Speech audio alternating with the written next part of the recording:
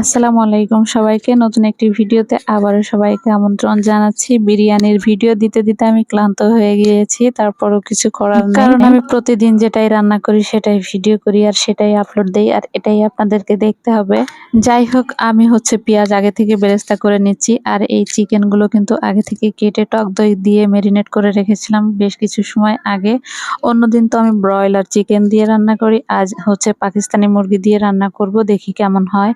তবে আমার কাছে মনে হয় ব্রয়লার মুরগি ছোট ছোট করে কেটে বিরিয়ানি রান্না করলে ওইটাই আমার কাছে বেশি মজা লাগে, জানি না কার কেমন লাগে। যাই হোক, কয়েক চামচ ঘি দিয়ে দিলাম। এখন আমি আদা রসুন পেস্ট দিয়ে দিয়েছি, সরিষার তেল দিলাম। বিরিয়ানিতে কিন্তু সরিষার তেল দিয়ে রান্না করলে সেটা অনেক মজা লাগে। জিরা বাটা, রসুন বাটা সবকিছু দিয়ে দিচ্ছি। এখন মশলাগুলোকে সুন্দর মতো কষিয়ে নিব। আর এই বিরিয়ানিটা রান্না করতে করতে এতটাই এক্সপার্ট হয়ে গিয়েছি, যেভাবেই রান্না করি না কেন অনেক মজা লাগে, জানি না কেন।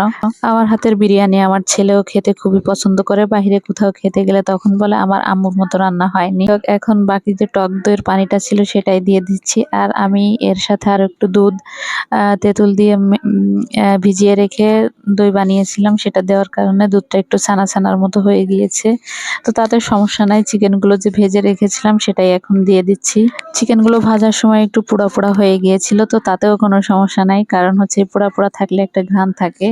এখন আমি বিরিয়ানির মশলা দিয়ে দিচ্ছি, এক প্যাকেটের একটু কম। বিরিয়ানির মশলা দেওয়া হয়ে গেলে আরো একটু ভালো করে নেড়েচেড়ে তারপর ঢাকনা দিয়ে ঢেকে 15 থেকে 20 মিনিটের মতো রান্না করব, কারণ এই চিকেনটা সিদ্ধ হতে একটু সময় লাগে। আর যদি আরেকটু শক্ত মুরগি হয় তাহলে তো বেশি সময় লাগে, তবে এটা সিদ্ধ হতে খুব বেশি সময় লাগে নাই। এভাবেই রান্না করে একটু ঝোল ঝোল থাকতেই আমি নামিয়ে নিয়েছি। এখন একটু বড় সাইজের একটা পাতিল নিয়ে নিয়েছি, যেহেতু আমি খুব বেশি চাউল রান্না করব না, আমি 3 পট চাউল রান্না করব। এখন আমি আবারও সরিষার তেল দিয়ে দিলাম, তার সাথে একটু ঘি মিলিয়ে নিলাম। ঘি দিলে কিন্তু বিরিয়ানির ঘ্রাণটা অনেক ভালো হয়। চিকেন রান্নার সময় কিন্তু বাদাম বাটা দিয়েছিলাম, সেটা দেখাতে ভুলে গিয়েছি। তো যাই হোক, এখন আমি তেজপাতা দিয়ে যে চাউলগুলো ধুয়ে রেখেছিলাম সেই চাউলগুলাই দিয়ে দিচ্ছি পাতিলের ভিতরে। এখন আমি এই চাউল কষানোর সময় আরো একটু বাদাম পেস্ট করে দিব, সেই সাথে এই যে বেরেস্তা করে রেখেছিলাম এগুলাও। এখন এই চাউলটা বেশ সময় নিয়ে আমি কষাবো, কারণ বিরিয়ানির চাউল যত কষানো হবে বিরিয়ানিটাও কিন্তু ঝরঝরা হবে। তার মধ্যে আমি কয়েকটা আলু বোখারা দিয়ে দিলাম। এখন লবণ দিয়ে দিচ্ছি। লবণ দিয়ে আরো 15 থেকে 20 মিনিটের মতো চাউলটা কষাবো, যখন একদম ঝনঝন ঝনঝন করে আওয়াজ হবে ঠিক সেই পর্যন্তই আমি চাউলটা কষাবো। তারপরে অন্য চুলায় আমি গরম পানি বসিয়ে রেখেছিলাম, সেটাই একদম ফুটন্ত গরম পানি আমি বিরিয়ানির ভাতের মধ্যে দিয়ে দিচ্ছি। আর এটা দিলে কিন্তু বিরিয়ানিটা ঝরঝরা থাকে, ঠান্ডা পানি দিলে কিন্তু একদমই বিরিয়ানি নরম হয়ে যাবে। আর যদি খোলা পোলাওর চাউল হয় তাহলে তো আরো বেশি প্যাকেটেরটা নেওয়ার চেষ্টা করবেন সবসময়, তাহলে কিন্তু বিরিয়ানিটা ঝরঝরা হবে, খেতেও ভালো লাগবে। যা কয়েকটা কাঁচামরিচ দিয়ে দিচ্ছি। আমি বিরিয়ানিতে খুব কম ঝাল দিয়ে রান্না করি, কারণ আমার ছেলে মেয়ে খেতে পারে না খুব বেশি ঝাল হলে। তো ওদের কথা চিন্তা করেই আমি আমার মতো করে রান্না করি।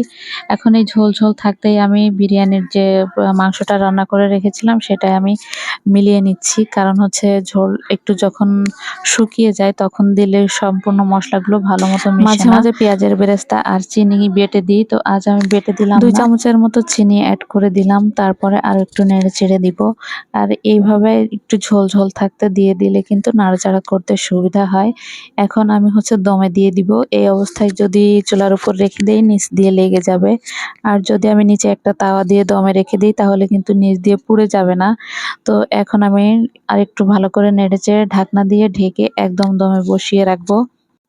15 থেকে 20 মিনিট পর কিন্তু আমার বিরিয়ানিটা একদম সিদ্ধ হয়ে রেডি হয়ে যাবে, খাওয়ার উপযুক্ত। এখন আমি ঘি দিয়ে ঢাকনা দিয়ে ঢেকে বাকি রান্নাটা শেষ করে নেব।